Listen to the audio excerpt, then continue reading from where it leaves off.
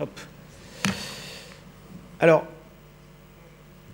après l'exposé qui vient d'être fait, j'ai un petit peu l'impression effectivement d'être... on va passer du très général et du macro. J'ai l'impression moi, de me positionner un peu en bout de chaîne et d'être en tout cas le porteur d'un type d'initiative qui est un exemple d'action de terrain. Et donc il sera effectivement intéressant enfin, cette juxtaposition est intéressante de manière à mettre en regard les grands enjeux macroéconomiques et mondiaux et les aspects de terrain et opérationnels. Quelques mots d'introduction sur Planète Finance pour dissiper au plus vite l'amalgame qui est en général fait entre notre nom, qui est effectivement un peu ambigu, et ce que nous sommes réellement. Planète Finance n'est pas une banque, Planète Finance n'est pas un organisme financier. Planète Finance est une ONG dont l'objectif est de lutter contre la pauvreté, mais en s'appuyant sur des techniques de microfinance. Merci. Alors, tout d'abord, qu'est-ce que la microfinance? Quand j'introduis ce sujet, je fais souvent un parallèle, mais je suis aujourd'hui extrêmement intimidé de le faire devant un parterre de scientifiques, puisque je fais souvent le parallèle entre la microfinance et la finance comparée à la physique quantique et la physique classique. Donc vous comprenez le risque que je cours. Mais tant pis, je vais risquer de me ridiculiser, j'essaye quand même. Pourquoi ce parallèle? D'après ce que j'ai compris de la physique quantique, nous sommes à un niveau où les règles de la physique classique ne s'appliquent plus, notamment celle de la gravité, et où en général les objets que l'on observe ont un comportement totalement différent de celui des objets observés dans le monde visible. En matière de microfinance, c'est à peu près la même chose. J'ai envie de dire que tout le monde connaît la finance classique, avec ce qu'elle peut avoir de positif, mais également de dérives, avec des enjeux mondiaux, macroéconomiques, qui peuvent entraîner des catastrophes. Je dirais que la microfinance est à l'opposé. La microfinance, ce sont toutes les opérations financières de petits montants qui vont du coup s'adresser à des gens qui n'ont que de petits moyens et de petits besoins financiers, mais pour au final engendrer des macro-effets. Les règles classiques de la finance ne s'appliquent pas à la microfinance. C'est-à-dire qu'on entre dans des dimensions finalement où les raisonnements ne sont pas d'ordre géopolitique, où les raisonnements ne sont pas non plus d'ailleurs d'ordre même nationaux, les raisonnements sont d'ordre microéconomique. On est au niveau du foyer, on est au niveau de l'individu, de l'agent économique individuel. Ce qui signifie évidemment que les considérations de répercussions à grande échelle sont totalement inexistantes, ce qui signifie également que les comportements des agents économiques sont radicalement différents de ceux des agents économiques à un niveau plus important. Pourquoi la microfinance a-t-elle dû émerger? La microfinance, pour la définir encore une fois un peu plus précisément et rapidement, ça peut être du microcrédit, mais ça peut être également de la micro-épargne, ça peut être du transfert d'argent, tel que ça a été évoqué précédemment.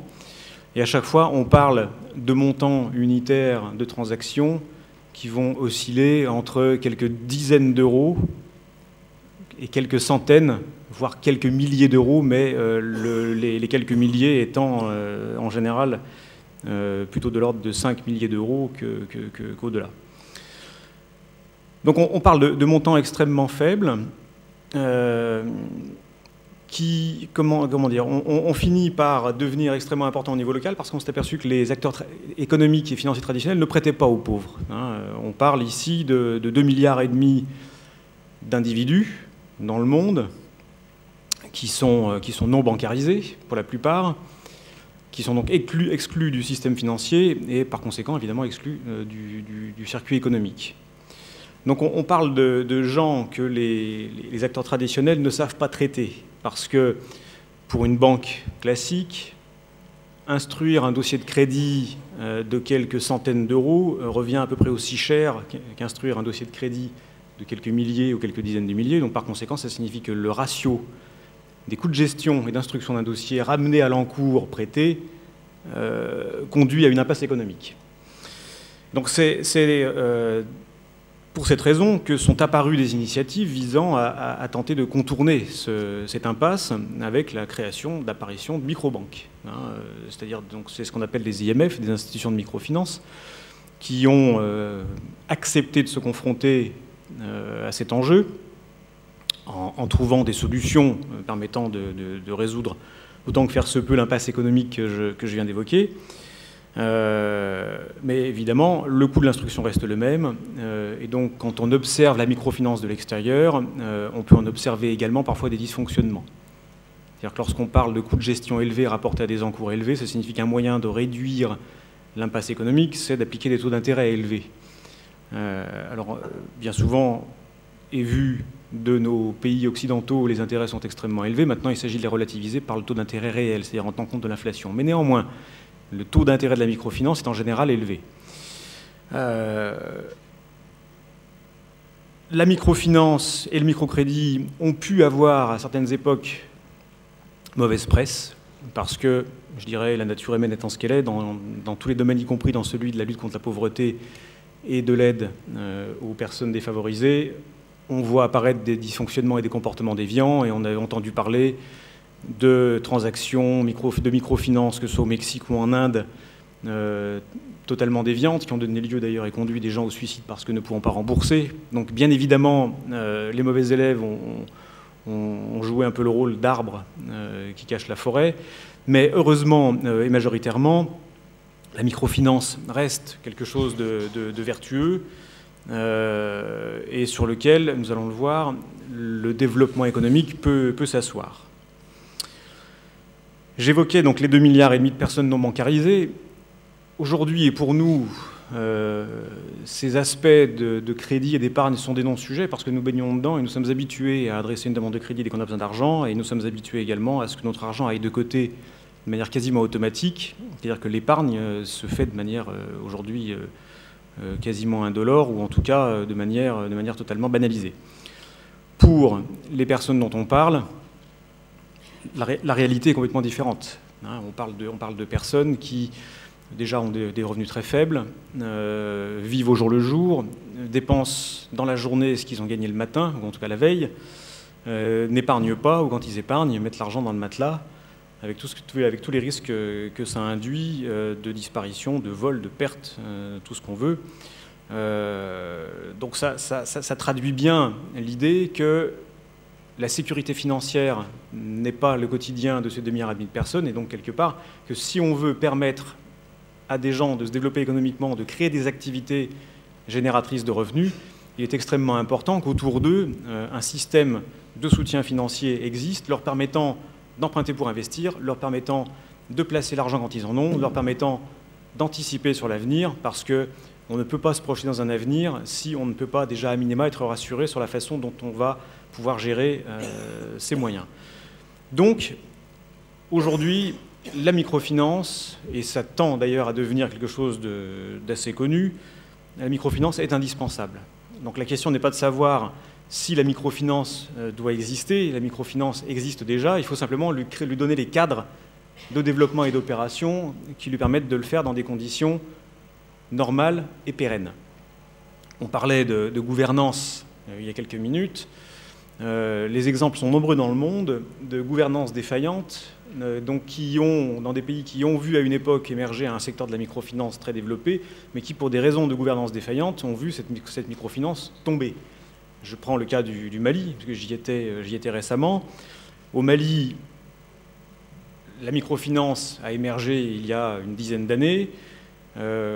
Jusqu'à 144 institutions de microfinance ont opéré dans le pays. Suite à la guerre, suite aux troubles divers et variés, le nombre d'institutions de microfinance viables au Mali est aujourd'hui tombé à 4. Donc on voit qu'on est face à un secteur qui est entièrement tombé, avec les répercussions que cela a au quotidien sur la vie des gens, parce que ces 144 institutions de microfinance, pour une partie d'entre elles, collectaient de l'épargne des gens. Le système étant tombé, ces gens ont perdu leur épargne, Donc évidemment, on mesure la catastrophe économique que ça représente pour ces gens qui n'avaient déjà pas grand-chose et qui à la fin n'ont plus rien. Donc ça signifie reconstruire maintenant une confiance. Et tout ce qui tourne autour de l'argent est un sujet où il faut 10 ans pour donner confiance aux gens et il faut 10 minutes pour la perdre, cette confiance. Et donc par conséquent, on touche de très près la notion de gouvernance avec la nécessité impérieuse de mettre en place au niveau étatique une gouvernance permettant l'éclosion et le fonctionnement d'institutions de microfinance en garantissant les dépôts des épargnants et en garantissant évidemment que le système pourra fonctionner, ce qui suppose de mettre en place des dispositifs de contrôle interne et externe des IMF, etc., etc. Mais donc on en revient toujours au départ. Il doit impérativement y avoir cette volonté politique de garantie et de confiance permettant de développer la microfinance dont on a besoin. Aujourd'hui, la microfinance, ce ne sont que 500 millions de bénéficiaires. Donc sur les 2,5 milliards de non bancarisés, on mesure le chemin à parcourir et donc on mesure le besoin qu'il y a de mobilisation de ressources. La BEI est effectivement un acteur extrêmement important d'animation et de financement de ce secteur, mais au même titre que l'Union européenne, que la Banque mondiale ou que tous les bailleurs multilatéraux.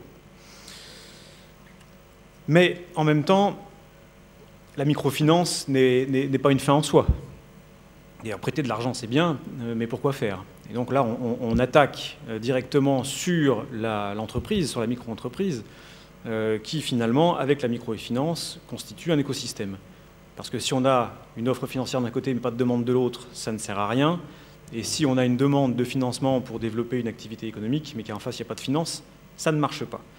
Donc la microfinance et le micro-entrepreneuriat doivent se développer en même temps.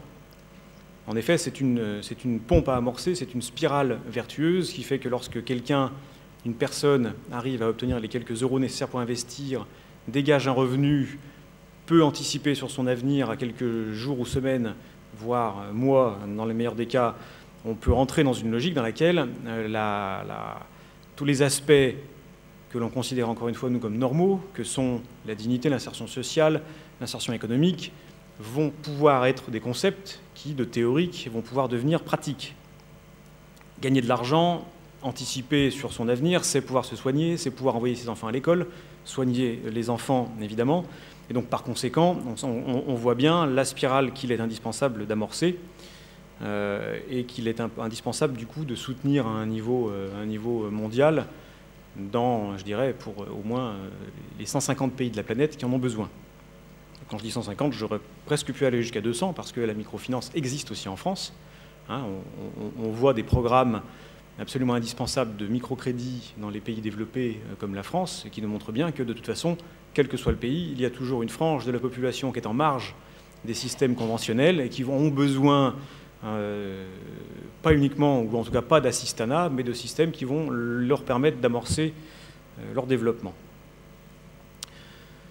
Si l'on parle maintenant de secteurs d'activité, tous les secteurs sont concernés.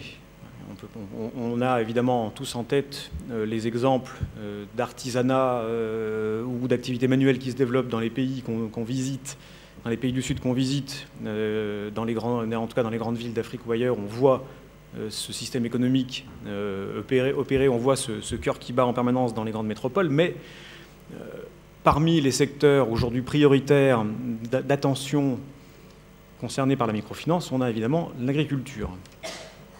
L'agriculture, évidemment, est indispensable à tous les pays. Il faut bien produire pour manger. Il faut arriver à développer l'autosuffisance alimentaire et la sécurité alimentaire. Et la microfinance rurale doit permettre d'impulser ce développement. Avec une grande difficulté dans le cas de la microfinance rurale, qui est qu'on parle et on s'intéresse à des gens qui sont éparpillés sur des zones souvent immenses, ce qui signifie que pour pouvoir leur distribuer un crédit, c'est extrêmement difficile. On ne peut pas, comme dans les zones urbaines, avoir des gens qui viennent à un guichet pour demander un crédit. Là, c'est quasiment l'agent de crédit qui doit aller sur place pour distribuer les quelques centaines d'euros de crédit. Donc on s'aperçoit bien, là encore, de la problématique de modèle économique qui est extrêmement difficile à résoudre. L'accès à l'énergie, évidemment, est un autre problème à traiter. Je sais que c'est un sujet qui va être traité dans les ateliers suivants, dans les tables rondes suivantes. L'accès à l'énergie est une des un des sujets qui intéresse la microfinance, parce que bien souvent, un des objets d'investissement de la microfinance est précisément l'accès à l'énergie. Parmi les projets que nous conduisons des projets qui permettent à des personnes d'acquérir un four solaire ou autre, qui va lui permettre de pouvoir avoir une activité productive, de vendre sa production. Mais pour ça, il faut évidemment l'investissement de base nécessaire à l'acquisition de l'outil de production. Et donc, cette microfinance a précisément pour objectif de financer ces investissements. Donc, on l'a dit, la microfinance génère la possibilité de micro-entreprises, permet de sortir des systèmes d'assistanat, mais nécessite quand même de mobiliser à la fois les moyens financiers importants pour y parvenir et de réfléchir aux possibilités de contourner les problèmes de modèle économique que j'évoquais, notamment pour la microfinance rurale.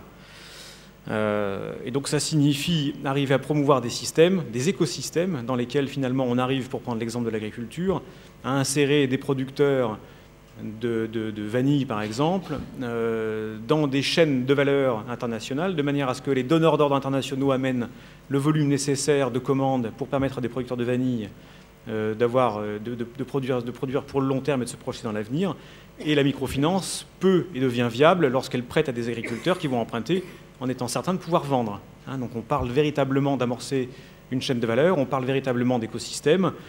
Et c'est typiquement sur ces modèles-là que l'entrepreneuriat et la microfinance doivent se développer dans les années qui viennent, mais également en utilisant les systèmes, les nouvelles technologies qui peuvent permettre de traiter et de résoudre ces problèmes. Quand on parle de crédit, on parle par exemple d'identifier la personne à qui on prête.